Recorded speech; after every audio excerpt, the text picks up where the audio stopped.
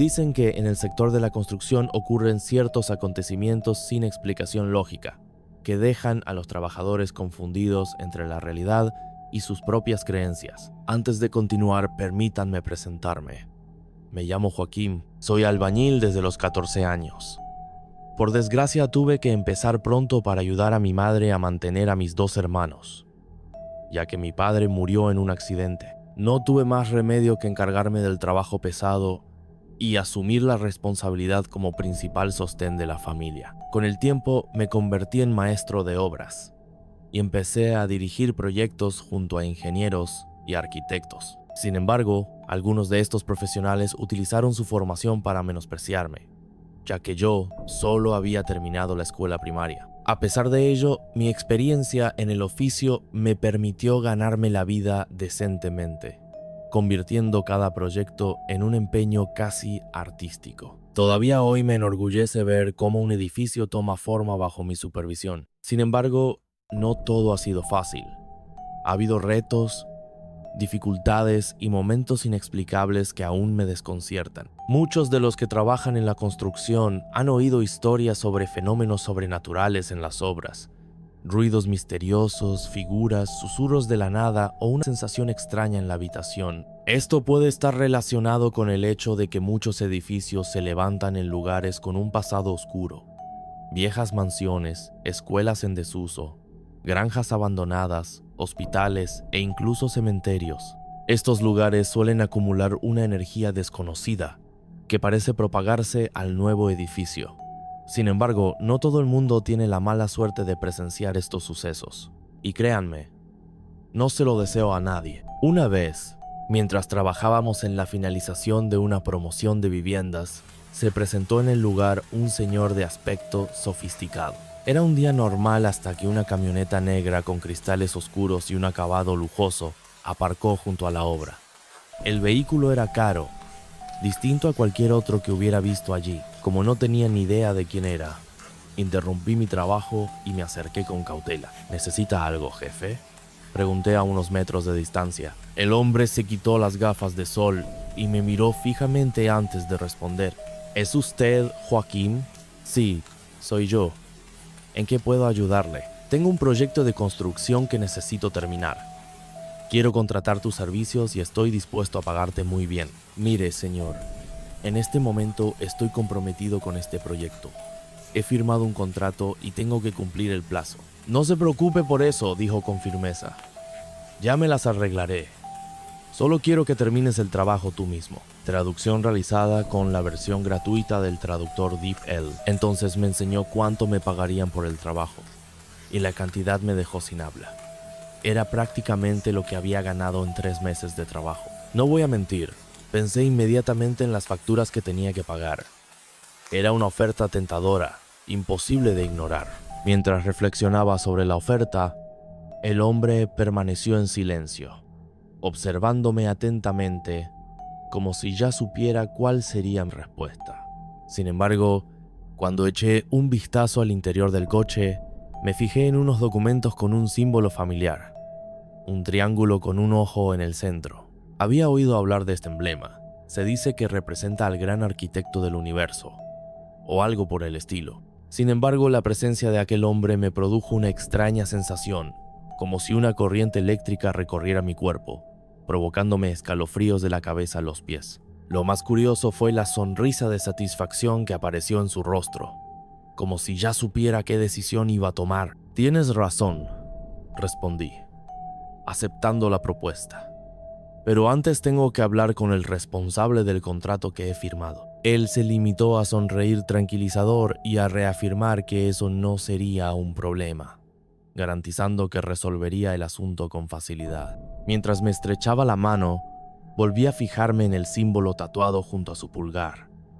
Había oído algunas historias sobre este grupo, pero preferí no emitir juicios. No era asunto mío. A la mañana siguiente, sonó mi teléfono. Era un número desconocido. Lo cogí y una voz masculina, firme y directa, me indicó que fuera una dirección que, según él, me habían dejado en la puerta. Mientras mi mujer preparaba el desayuno, me entregó un sobre que había encontrado en la entrada de casa. Abrí el sobre y dentro había una llave y una pequeña nota doblada con una dirección escrita a mano. Sin perder tiempo, me puse en contacto con mis 5 trabajadores de confianza: Carlos, Edgar, Miguel, Leandro y Fabio, hombres leales y extremadamente competentes, que siempre me ayudaron a dirigir las construcciones, sobre todo las grandes. Establecimos un punto de encuentro a la entrada del pueblo, donde vivía la mayoría de ellos, mientras que los otros 2 venían de la región vecina. Una vez que todos hubieron llegado, nos dirigimos juntos a la dirección indicada en la nota. El lugar estaba en una zona urbanizada, llena de mansiones y edificios imponentes. Sin embargo, cuando buscamos el número especificado, no pudimos encontrarlo. Mi teléfono volvió a sonar. Era la misma voz misteriosa, que nos dirigió por una calle lateral hasta una enorme verja oculta entre altos árboles. A las 9 de la mañana, llegamos a una lujosa propiedad que pertenecía claramente a personas de gran influencia. Cuando pulsé el interfono, una respuesta inmediata llegó desde el otro lado. Le están esperando. La puerta se abrió sola, sin nadie a la vista. Delante de nosotros, un camino de piedra bien cuidado conducía a la mansión. A lo largo del camino, macetas de flores exóticas y tulipanes adornaban el recorrido, creando un entorno tan bello como enigmático. A lo lejos se divisaba una imponente mansión, digna de películas y telenovelas. Su tamaño era impresionante, y durante unos minutos me limité a admirar su grandeza. Nunca antes había visto una residencia de tal magnitud. Mientras observaba, no pude evitar pensar: las personas que vivían allí eran sin duda afortunadas por disfrutar de tanto lujo. Sin embargo, pronto centré mi atención en mi propio viaje y di gracias a Dios por todo lo que había conseguido con mi esfuerzo. Mis ensoñaciones fueron interrumpidas por los chicos, que llamaron mi atención sobre una figura que se acercaba. Era el mismo hombre que me había visitado en la obra. Caminaba hacia nosotros con semblante cordial y al llegar me tendió la mano en señal de saludo. «Me alegro mucho de que hayan decidido venir». «Muchas gracias», dijo con una sonrisa de satisfacción. Le estreché la mano y le respondí con sinceridad: «No ha sido una decisión fácil. Es la primera vez que dejo un trabajo sin terminar». Sacudió la cabeza tranquilizadoramente. «No se preocupe, la situación ya está resuelta. En cuanto termines este proyecto, podrás reanudar tu trabajo anterior sin problemas». Tras darnos la bienvenida, nos condujo a un lujoso despacho. La habitación era imponente. El suelo de madera tallada crujía bajo nuestros pasos, y las paredes estaban decoradas con animales disecados, búhos, águilas y demás.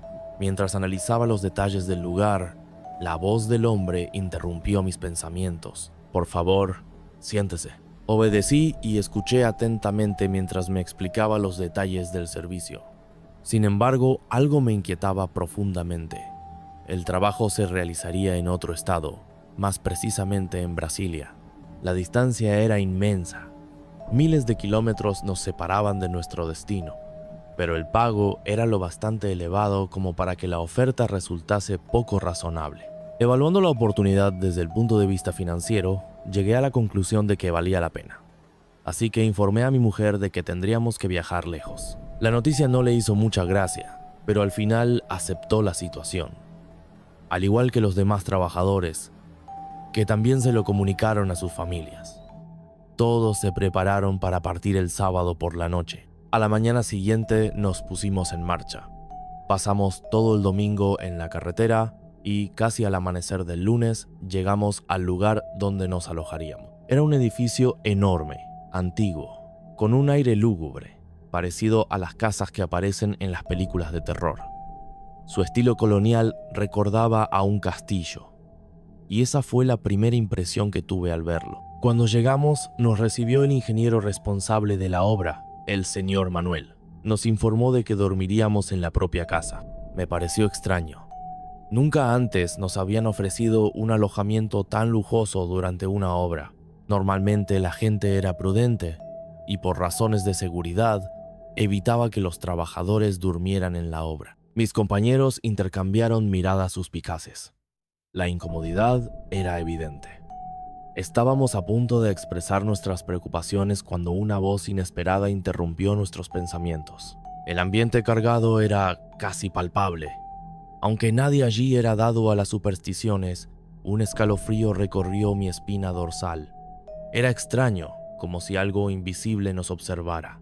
¿Aún no os habéis instalado?, preguntó una voz masculina. Cuando me di la vuelta, vi a un hombre de unos 40 años, con barba bien cuidada, pelo negro y profundos ojos marrones. Tenía un aire de grandeza natural y una belleza sorprendente. Bueno, pues dudé. No queremos molestar en una casa tan grande. Sonrió, pareciendo comprender nuestra incomodidad. Ah, ya veo. Pero, en realidad, sería un alivio teneros aquí. Necesito a alguien de confianza a mi alrededor y hasta ahora no he encontrado a nadie que realmente lo merezca. Había algo en su tono que me intrigó. Antes de que pudiera replicar, añadió: tengo buen instinto para saber en quién confiar y tú me has dado una excelente impresión. Por un momento, me sentí uno de los hombres más afortunados del mundo. Era raro encontrar anfitriones tan cordiales, sobre todo en comparación con mi tierra natal. Aún así, dejé que los chicos se acomodaran y descansaran. Estábamos lejos de casa y cualquier comodidad era bienvenida. Poco me imaginaba que aquella noche sería el preludio de los peores días de mi vida. A la mañana siguiente, tomamos café en una mesa abundante. Había café solo y tortas de maíz. Recuerdo bien el sabor ligeramente amargo. Y en el centro de la mesa había una pequeña bolsa de tela roja atada con un cordel. Pedro fue el primero en fijarse en la bolsa. Desató el nudo y encontró pasas sultanas en su interior. Cogió algunas y, masticándolas, dijo: están deliciosas. Los demás siguieron su ejemplo. Yo, en cambio, dejé la bolsa a un lado. Nunca me han gustado las pasas sultanas. Antonio, al ver que a todos les gustaban, preguntó si podía comerse las que quedaban. Asentí con la cabeza, sin darle importancia. Mientras tanto, noté algo extraño. El ingeniero de la obra hablaba en voz baja con el dueño de la casa. Sus miradas eran furtivas y de vez en cuando lanzaban rápidas miradas en nuestra dirección. Me inquietó, pero traté de ignorarlo. Después del café, el ingeniero anunció que era hora de trabajar. Nos llevó a la parte trasera de la propiedad, donde la construcción estaba en sus primeras fases. Los cimientos estaban mal alineados y los muros se levantaban de forma desordenada. Bastó un vistazo para darse cuenta de que las obras se habían planificado mal desde el principio. La estructura de hormigón era inestable, poniendo en peligro toda la construcción. No podemos seguir así, le dije al ingeniero. Lo ideal sería demoler esta base y empezar de cero. El hombre, de unos 40 años y claramente demasiado orgulloso para aceptar las críticas, se cruzó de brazos y respondió con frialdad: usted y sus hombres están aquí para trabajar. Las decisiones las tomamos el propietario y yo. Sentí un nudo en el estómago. En cualquier otro lugar, un error estructural como este supondría el despido inmediato. Los chicos también estaban perplejos. Sin embargo, seguimos las órdenes. Mientras los obreros alineaban los muros, observé la estructura de hormigón en el centro de la obra. Era demasiado ancha para la función que parecía tener. Me acerqué al ingeniero, decidido a obtener más respuestas. ¿Cómo se llama usted?, le pregunté. Me dirigió una mirada penetrante. Su mirada oscura parpadeaba de forma inquietante. Lucas. ¿Tiene más preguntas? Había algo en esa mirada que me produjo un profundo escalofrío. Algo que no había sentido desde la infancia. Miedo. Respiré hondo, alejando esa sensación, y volví al trabajo. Los chicos volvieron a sus puestos. Mientras yo intentaba esbozar nuevos planes en mi cuaderno, tenía que encontrar la forma de corregir los errores estructurales sin que Lucas se diera cuenta. Las horas pasaban sin más instrucciones. En un momento dado, me di cuenta de que ni siquiera sabía qué tipo de edificio estábamos construyendo. El proyecto era extraño, sin forma definida. Hacia las 5 de la tarde, Antonio, el más joven de nosotros, se acercó con el rostro pálido. «Profesor», susurró. Juraría que oí una voz detrás de mí. Le miré fijamente, intentando calibrar su expresión. El calor del día podría estar mareándole. ¿Qué quieres decir?, pregunté, con una media sonrisa. Por aquí, señaló la estructura. Dentro de este castillo de hormigón, me reí intentando aliviar la tensión. Antonio, aquí solo estamos nosotros. Tú y yo, pero la voz venía de aquí, insistió, con los ojos muy abiertos. Decidí no prolongar la conversación. Vamos a descansar y a darnos un baño. Te sentará bien. Se me quedó mirando un momento como esperando otra respuesta. Finalmente bajó la cabeza y volvió al trabajo. Mientras los muchachos guardaban sus herramientas, yo di una última vuelta por la obra. Quería evaluar los progresos del día antes de darlo por terminado. Fue entonces cuando me fijé en algo que brillaba en el suelo. Me acerqué y me agaché para recogerlo. Era una vieja moneda americana con un pequeño agujero en el centro. Parecía un colgante de los que se llevan en las cadenas del cuello. ¿Qué hacía allí una moneda así? La moneda parecía el recuerdo perdido de alguien. Cuando me disponía a guardarla en el bolso, le quité la suciedad y vi unas pequeñas iniciales grabadas. J.A.L. Antes de que pudiera pensar en lo que significaba, un ruido cortó el silencio, procedente exactamente del lugar donde Antonio había señalado antes. Levanté la vista y vi el imponente castillo de hormigón. Su grosor parecía enorme, y antes de que pudiera pensar, el sonido se repitió. Pero esta vez era inconfundible. ¡Socorro! ¡Socorro! ¡Socorro! Mi respiración se detuvo. La moneda se me escapó de los dedos y cayó al suelo. Me acerqué vacilante al hormigón y toqué la fría superficie. Un escalofrío me recorrió la espalda al sentir pequeños golpes procedentes del otro lado, como si alguien golpeara desesperadamente para liberarse. Aturdido, di un paso atrás. Sacudí la cabeza intentando disipar cualquier pensamiento irracional. Tal vez fuera el calor sofocante el que estaba jugando con mi mente. Sin decir nada, me alejé y fui al encuentro de los demás. ¿Qué te pasa? ¿Te encuentras bien?, preguntó Peter, frunciendo el ceño al verme pálida. Sí, solo el calor, respondí, sin mucha convicción. Fuimos a descansar a las habitaciones del servicio, situadas en un pasillo aislado de la casa. A pesar de ser alojamiento para sirvientes, eran increíblemente lujosas, más que cualquier casa en la que yo haya vivido. Pero aquella noche fue el comienzo de la pesadilla. Después de ducharnos, fuimos a la cocina. Nos esperaba comida caliente en la placa, pan recién hecho, café y leche. Los chicos estaban hambrientos y se sirvieron sin dudarlo. El ambiente era distendido, y por primera vez empezamos a pensar que este trabajo no sería tan malo. Pero entonces, mientras Peter terminaba su café, notó algo extraño en el fondo de la tetera. ¿Otro hilo rojo?, murmuró, recogiendo el pequeño trozo de hilo. Inmediatamente, mi mente volvió a la bolsa de pasas sultanas del desayuno. Un escalofrío me recorrió la nuca. No podía ser una coincidencia. Pero los chicos estaban agotados y no les importaba. Yo era la única que permanecía despierta repasando los planos de construcción en la cocina. Eran casi las 11 de la noche. Por alguna razón, el sueño no llegaba. Mi mente estaba alerta, inquieta, hasta que un sonido en el exterior llamó mi atención. Miré hacia la ventana, pero no vi más que oscuridad. Sin embargo, cuando volví a mirar, había un hombre de pie en medio del camino empedrado. Llevaba unos vaqueros rotos y una camiseta amarilla desteñida con la palabra Puma estampada en el pecho.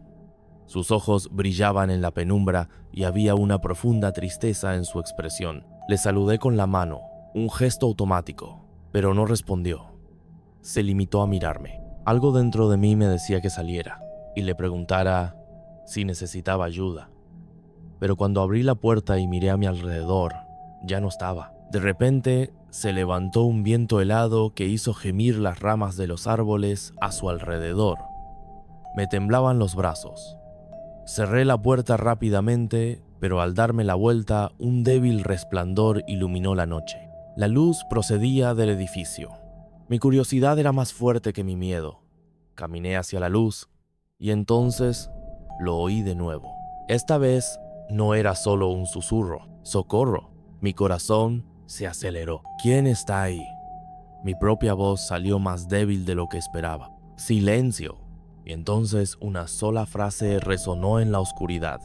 Vete. Empecé a sentir que me estaba volviendo loco, o tal vez era solo el calor sofocante que afectaba a mi mente. Sin decir una palabra, corrí de vuelta a casa, decidida a guardarme la experiencia para mí. No permitiría que los chicos se burlaran de mi cordura. Al entrar, reinó el silencio. Me dirigí a las habitaciones reservadas para nosotros, y al abrir la puerta de la que compartía con Antonio, me di cuenta de que su cama estaba vacía. Ignoré el hecho y fui directa a la ducha, intentando aliviar el cansancio y la tensión acumulado. Cuando salí del baño, el tiempo había pasado, pero Antonio aún no había vuelto. El reloj ya marcaba la medianoche. Fui a la habitación donde estaban Pedro y Santiago, pero sus camas también estaban deshechas y vacías. Una creciente inquietud se apoderó de mí. ¿Dónde habían ido a esas horas de la noche? Busqué por toda la casa, pero todas las puertas estaban cerradas. Sin respuestas, volví a mi cama, sintiendo que me invadía un extraño agotamiento. Cuando estaba a punto de dormirme, oí claramente la voz de Antonio entrando en la habitación. Somnoliento, le pregunté a dónde habían ido. Me contestó en tono indiferente que habían salido a tomar algo y que había pasado el tiempo sin que se dieran cuenta. No hice más preguntas y me dormí. A la mañana siguiente me desperté un poco mareada. Miré a Antonio, que roncaba profundamente. Durante el desayuno, Tiago trajo noticias preocupantes. Pedro había desaparecido. Registramos la casa, lo llamamos, pero nada. Cada vez más irritado, exigí saber dónde había estado cada uno la noche anterior, pero no obtuve respuestas satisfactorias. El dueño de la casa llegó mientras yo analizaba un cuadro de la repisa de la chimenea. Me invitó a una copa, diciendo que a pesar de toda su riqueza, a veces se sentía solo. Acepté, pero le pedí un momento para coger mi abrigo, pues hacía mucho frío. Cuando me iba, los chicos me interrumpieron y caminamos juntos hasta Antonio, que decidió volver a su habitación. Nos sentamos en el salón y el dueño de la casa nos sirvió unas copas antes de despedirse, mencionando que viajaba temprano a otro estado. El resto del día se consumió en una infructuosa búsqueda de Pedro. Llamé a su teléfono móvil, pero lo encontré intacto en la mesilla de noche, junto con sus pertenencias. No podía haber ido a ninguna parte. Esperé ansiosa durante el desayuno, pero no apareció. Pasé la tarde y la noche preocupada, recorriendo el pueblo preguntando por él, pero nadie lo conocía. La angustia me consumía. Cuando me reuní con el ingeniero de la obra, le propuse presentar una denuncia a la policía, pero se rió con desdén, diciendo que era habitual que los trabajadores desaparecieran sin avisar. Insistí en que Pedro no era un irresponsable y que nunca haría algo así. Aquella noche, decidida, cogí las llaves y fui a la policía. De camino, se me heló el corazón cuando vi, una vez más, al joven de la camiseta amarilla en medio de la carretera, haciendo señas con la mano. Un escalofrío me recorrió la espalda. Reduje la velocidad y me acerqué, decidido a averiguar quién era y qué quería. Pero justo cuando estaba cerca, me dio la espalda y se dirigió hacia la parte más oscura de la carretera. Dudé un momento, pero me hizo un gesto para que le siguiera. Con la linterna de mi móvil, iluminé el camino hasta un montón de piedras. Fue entonces cuando vi algo que me hizo contener la respiración. La chaqueta vaquera de Pedro. En el bolsillo lateral estaba su cartera. Tragué saliva y al levantar la vista, vi al joven desaparecer lentamente ante mis ojos. Antes de desaparecer del todo, murmuró con desesperación: ¿A qué esperas para irte? Vete antes de que sea demasiado tarde. Un pavor incontrolable se apoderó de mí. Corrí hacia la camioneta y regresé a toda velocidad a la casa. Cuando llegué, vi que una luz parpadeaba en la ventana de un pequeño trastero. Algo iba mal.